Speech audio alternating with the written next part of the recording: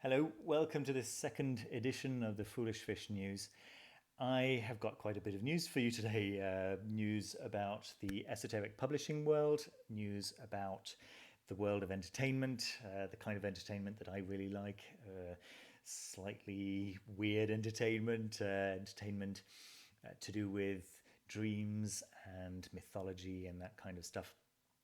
And I'm actually going to start this segment by talking a little bit about memberships, which are going to start very, very soon. On Saturday, I'm going to be announcing exactly what you get at the various levels of membership. I know that a few of you were concerned that the channel's going to change. The channel's not going to change. If you can't afford a membership, nothing's going to change for you. Basically, you're going to continue seeing all of those esoteric Saturday videos, all of my book reviews, whether they're esoteric book reviews or just beautiful book reviews. All of that remains. I'm going to continue doing that as regularly as has always been the case. It's just that in order to be able to make my channel sustainable, in order to be able to buy in books on a regular basis, and in order to be able to afford the time, quite honestly, to continue pumping into this channel, which is my passion, I need to be able to generate a little bit more revenue than what is currently only just really a tiny, tiny bit of revenue, and it barely covers just a small amount of what I'm currently spending on the channel. So, in order to make the channel sustainable, I'm going to be offering you the opportunity to get more, and these news segments are going to be that little bit more that's going to be available from the very first tier at which is going to start at $2. There are going to be further tiers, and I'll tell you a little bit more about what you get at those slightly more expensive tiers. You'll probably see over here that there's an extremely expensive tier, but that's a bit more of a joke, to be honest with you. I'm not really expecting anyone to subscribe there, although I certainly won't stop you if you absolutely must. And you'll see that, the only perk at this level is everything that comes before, of course, but also a very special place in my family's heart. So the real tiers are from $2, $5 and $10, and I'll tell you a little bit more about those on Saturday. Moving straight into the news, there's quite a bit of news from Hadean Press. Hadean Press very recently released Thus Spake Magnus Dictus, which is kind of an irreverent nod to Thus Spake Zarathustra. And this is Magnus Dictus was the nom de plume of Jake Stratton Kent when he was writing for The Equinox. Right, The Equinox being the very famous journal, esoteric journal started by Aleister Crowley back in the day. And in the 1980s, Jake Stratton Kent, along with a few other members of his group, decided to reignite that journal, and in this Magnus Dictus, Hadean Press have just compiled all of his writing.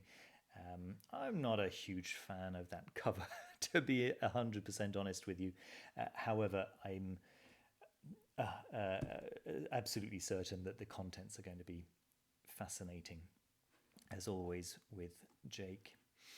Next, Hadean Press have released their calendar for the coming year, and there are two very, very exciting, everything's exciting. I mean, by all means, go and check hadeanpress.com out.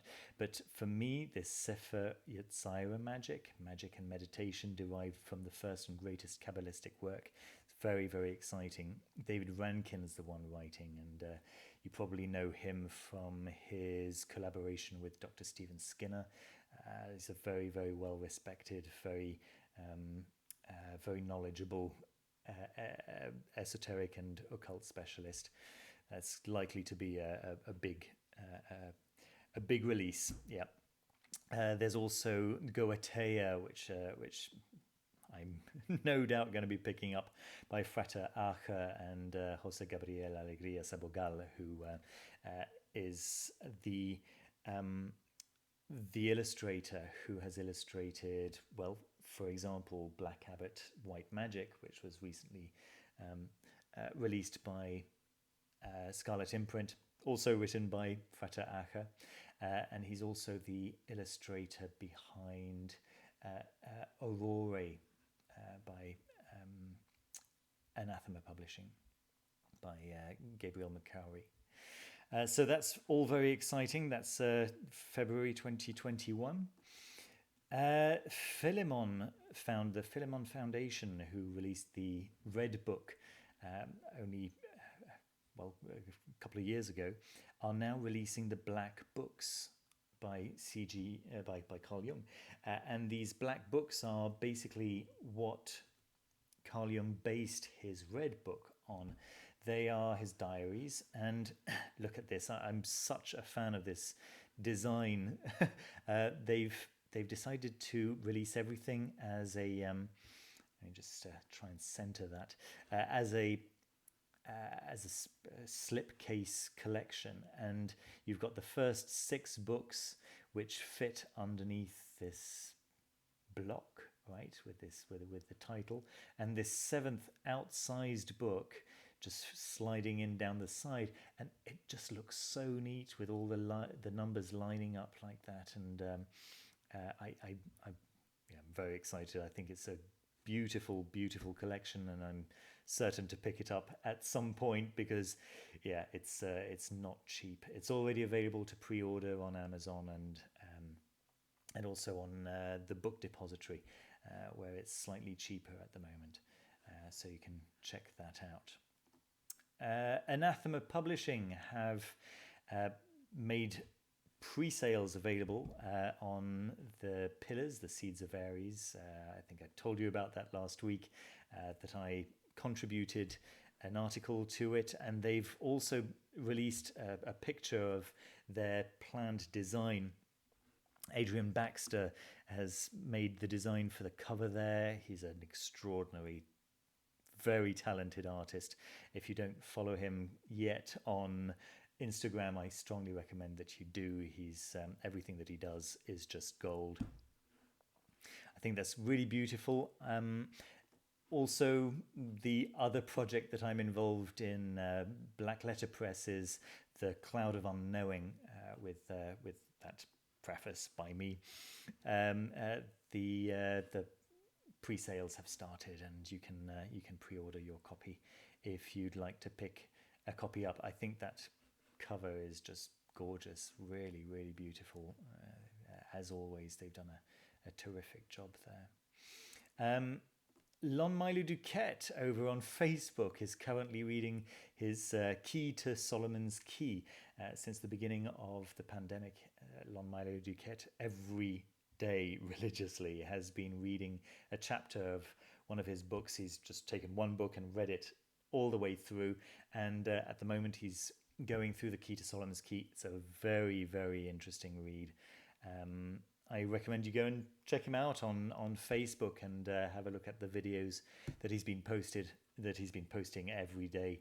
And this is a particularly good one. All right. That's all for the esoteric news. In entertainment news, I've been listening to the Sandman audiobook. Actually, audiobook's probably the wrong word. Let's go with, radio production, something along those lines. It's extraordinary, absolutely extraordinary. It's a full cast with sound effects and music, and it's just so immersive. And it just goes through the Sandman graphic novels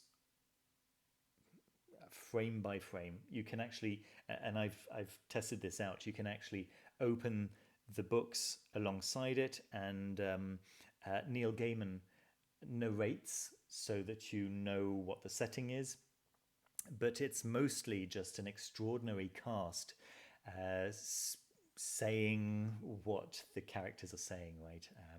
And sound effects to give you an idea of what's going on, and it really just fires up your imagination and makes full use of that internal theatre.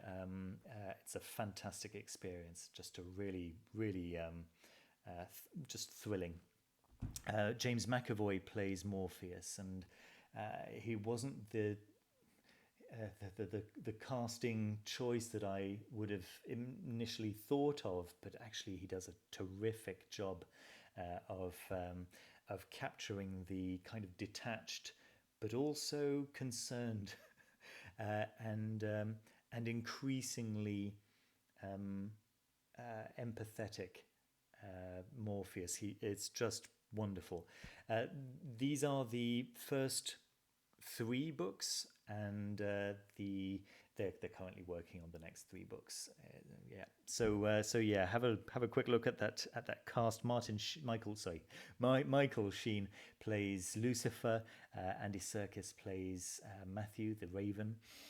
You've got Kat Dennings, who from Two Broke Girls, is that the title? Also Thor, playing Death, and she does a fantastic job as well. Taron Egerton playing Constantine. He just manages to get that Brommy accent just perfectly. Yeah, I mean, just the whole thing just works really, really nicely. Speaking of Neil Gaiman and Sandman, I don't know if those of you watching know of Lock and Key. It's also a graphic novel, also from the 90s, just like Sandman. It's got a very similar feel, in fact. They recently made a TV production. Advertising coming up. Sorry about that, guys. It was on Netflix, and it's a very, very good production. It was advertised in a slightly childish way, and a lot of my friends were saying that looks like it's for kids.